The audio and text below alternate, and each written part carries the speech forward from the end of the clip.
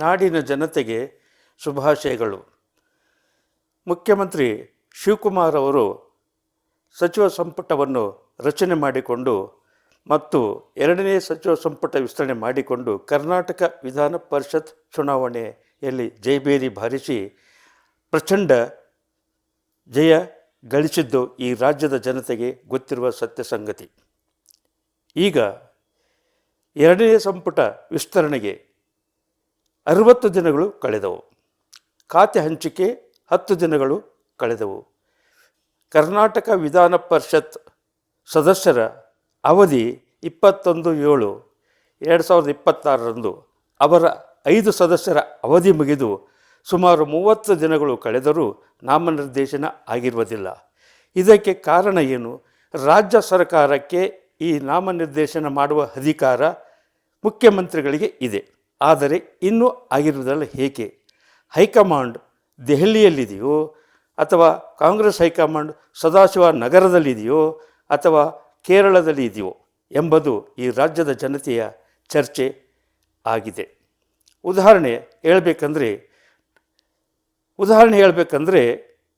ರಮೇಶ್ ಬಾಬು, ವಿಶ್ವನಾಥ್, ಭಾರತಿ ಶೆಟ್ಟಿ, ಶಾಂತಾರಾಮ್ ಸಿದ್ದಿ, ತಳವಾರ್ ಸಾಬಣ್ಣ ಇವರ ಅವಧಿ ಮುಗಿದು ಸುಮಾರು 30 ದಿನಗಳು ಕಳೆದು ಹೋಗಿವೆ.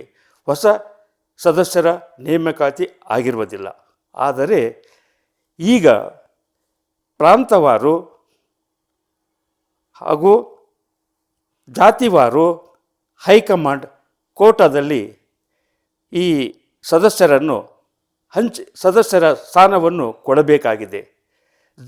ಪ್ರಾಂತವಾರ ಅಂದರೆ ಕಲ್ಯಾಣ ಕರ್ನಾಟಕ ಒಂದು, ಕಲ್ಯಾಣ ಕರ್ನಾಟಕಕ್ಕೆ ಒಂದು, ಕಿತ್ತೂರು ಕರ್ನಾಟಕಕ್ಕೆ ಒಂದು, ಕರಾವಳಿ ಕರ್ನಾಟಕಕ್ಕೆ ಒಂದು, ಮಧ್ಯ ಕರ್ನಾಟಕಕ್ಕೆ ಒಂದು ಮತ್ತು ದಕ್ಷಿಣ ಕರ್ನಾಟಕಕ್ಕೆ ಒಂದು. ಹೀಗೆ ಪ್ರಾದೇಶಿಕವಾರು 5 ಸ್ಥಾನಗಳನ್ನು ಹಂಚಿಕೆ ಮಾಡಬೇಕೆಂದು ಕೆಲವರ ಅಭಿಪ್ರಾಯವಾಗಿದೆ. ಇತ್ತ ಜಾತಿವಾರ ಕೋಟದಲ್ಲಿ ಲಿಂಗಾಯತರಿಗೆ ಒಂದು, ಒಕ್ಕಲಿಗರಿಗೆ ಒಂದು, ಎಸ್ಸಿಗಳಿಗೆ ಒಂದು, ಎಸ್ಟಿಗಳಿಗೆ ಒಂದು, ಬಿಸಿಗಳಿಗೆ ಒಂದು. ಇದು ಜಾತಿವಾರ ಕೋಟದಲ್ಲಿ ಈ ರೀತಿಯಾಗಿ ಹಂಚಿಕೆ ಆಗಬೇಕೆಂದು ಕೆಲವರ ಚಿಂತನೆಯಾಗಿದೆ.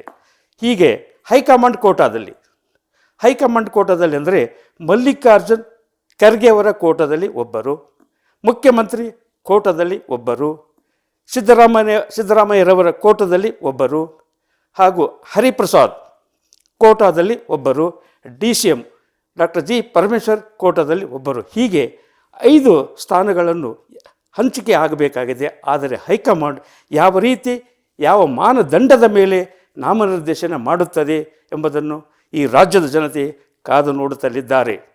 ಹೀಗೆ ಆದಷ್ಟು ಬೇಗ ಹೈಕಮಾಂಡ್ ಈ ನಾಮನಿರ್ದೇಶನ ಸದಸ್ಯರನ್ನು ನೇಮಕ ಮಾಡಿ ಆಮೇಲೆ ಯಾರಿಗೆ ನೇಮಕ ಮಾಡಬೇಕು?